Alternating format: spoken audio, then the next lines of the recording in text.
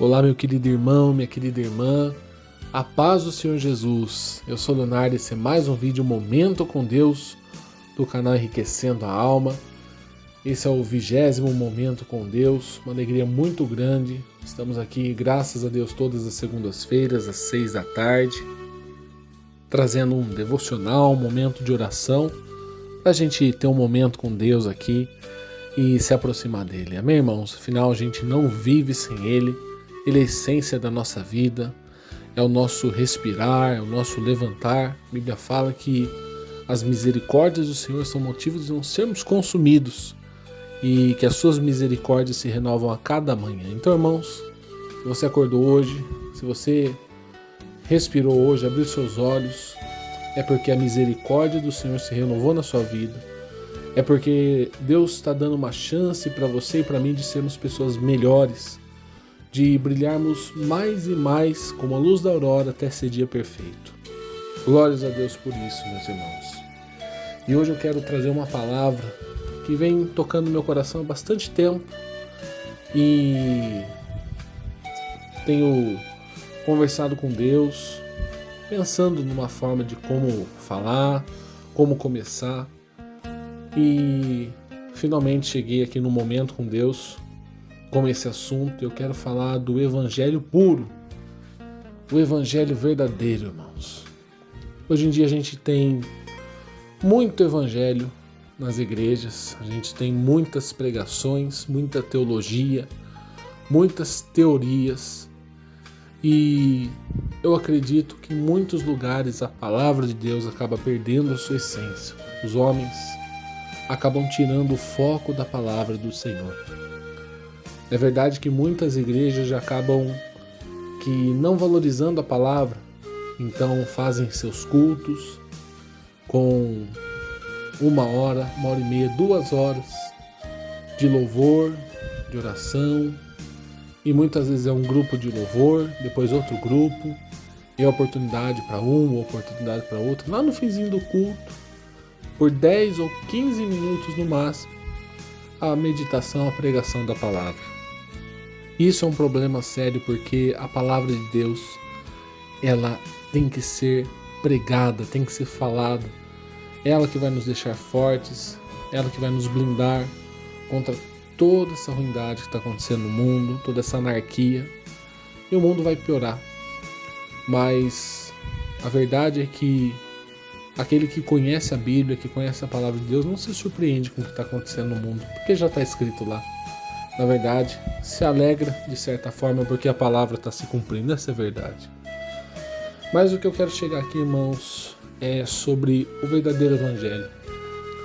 Hoje em dia existe muita teoria, muita teologia, e muitas vezes são até baseadas na Bíblia, na palavra de Deus, mas que acabam criando discussões que não têm fim nenhum, discussões que vão acabar em nada e não vai edificar ninguém e não vai mudar ninguém. Debates sobre a palavra de Deus em que os dois lados não serão mudados pela opinião um do outro.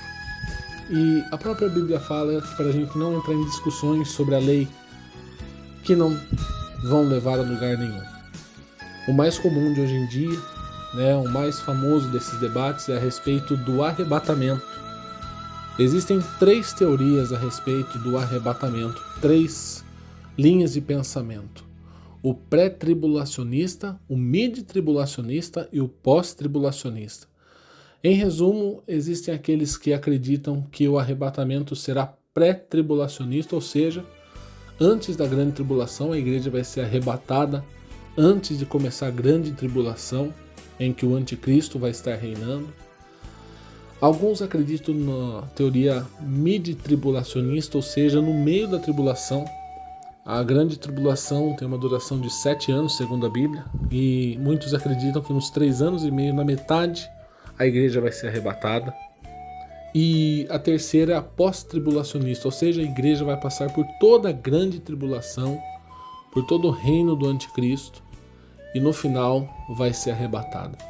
E cada um deles, irmãos, tem a sua as suas teorias, as suas defesas, os seus versículos para defenderem. E muitas vezes entram nessas discussões e acabam simplesmente causando divisão. Uns concordam com isso, outros concordam com aquilo, mas a edificação realmente para o coração não acontece. Esse é só um pequeno exemplo para entender, existem tantos outros exemplos sobre aqueles que acreditam em línguas estranhas, os que não acreditam, os que acreditam na Trindade, os que não acreditam, enfim, ou até mesmo calvinistas, armenianos, presbiterianos, pentecostais, neopentecostais, existem muitas diversas. Só que, irmãos, o evangelho puro, o evangelho verdadeiro, irmãos, está descrito em Atos dos Apóstolos, capítulo 8, no versículo 5, dizendo assim: E descendo Filipe, a cidade de Samaria, lhes pregava a Cristo. Irmãos, não existe a maior pureza do evangelho do que pregar Jesus Cristo para as pessoas. Eu não estou dizendo que não é importante a gente aprender sobre a palavra, e é muito bom a gente entender muitas coisas que estavam acontecendo, mas, irmãos, a nossa preocupação tem que ser pregar a Cristo, falar do amor de Jesus para as pessoas, falar de como Jesus veio ao mundo para nós, para nos salvar, falar do versículo de João, capítulo 3, 16, o versículo considerado o versículo áureo da Bíblia. E Deus amou o mundo de tal maneira que deu seu Filho unigênito para que todo aquele que nele crê não pereça, mas tenha vida eterna. Nós devemos pregar a Cristo, falar de Jesus, porque o mundo não necessita de discussões. A igreja não tem que ficar discutindo, debatendo. O mundo não precisa disso, porque o mundo já está cheio de debates, já está cheio de discussões, já está cheio de ideias contrárias.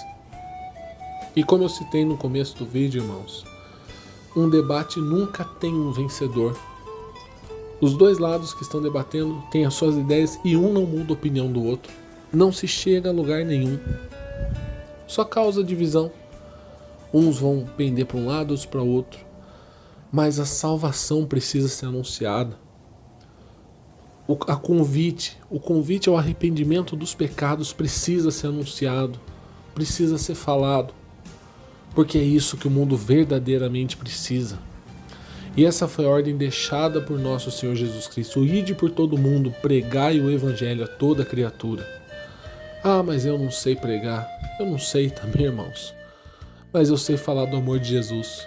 Eu sei dizer que Jesus me salvou e que Ele quer salvar a cada um também. Esse eu acredito que é o verdadeiro evangelho. O mundo não precisa mais de debates, discussões.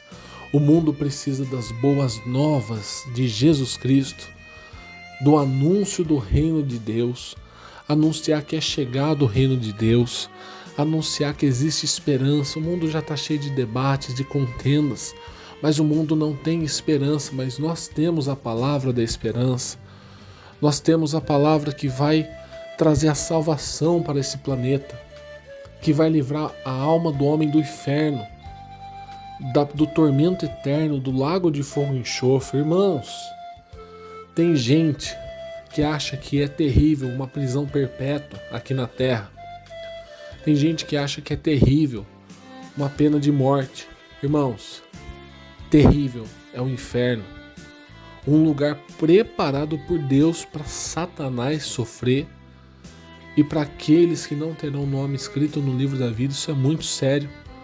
Porque alguém que pega prisão perpétua por um crime que cometeu, se arrepende na cadeia, pede perdão para Deus, quando ele morrer, ele vai ganhar o céu, vai herdar o céu. Mas uma pessoa que vive em liberdade, uma pessoa que tem a sua vida até mesmo de luxo, de riqueza, viveu bem a vida inteira e nunca aceitou Jesus, pelo contrário, até rejeita a palavra, essa pessoa vai ser condenada. Vai estar no inferno durante a eternidade. Por isso, nós temos que pregar a Cristo, como Felipe fazia, como os apóstolos faziam. Irmãos, Vocês acham que tinha teologia na época dos apóstolos? Vocês acham que tinha vertentes de pensamento, teorias? Você acha que os apóstolos ficavam discutindo quando que ia ser o arrebatamento, em qual período? Não, irmãos. Os apóstolos se preocupavam em falar do amor de Jesus. E é isso que nós temos que preocupar. Esse é o evangelho puro. Nós podemos anunciar que Deus cura, que Deus faz milagres. Claro que Deus pode abençoar a vida de alguém. Deus pode dar muitas riquezas, Ele quer que a gente coma do melhor dessa terra. Mas a necessidade real é pregar o arrependimento e o convite para a salvação, para que a gente possa ser salvo, para que muitas almas possam ser livres do inferno. Essa é a nossa missão aqui na terra como cristão. Ide por todo mundo, pregai o evangelho a toda criatura. Ah, mas eu não tenho como sair da minha cidade, como que eu vou por todo mundo? Eu não tenho condições, irmãos. Eu vejo no meu bairro como tem pessoas que necessitam de Cristo, que não conhecem, que estão ali caminhando para a perdição. Às vezes eu vejo bares, irmãos, homens ali completamente bêbados, sabe? E eu vejo essas pessoas perdidas, essas pessoas que estão caminhando para o inferno, que o diabo usa como uma marionete.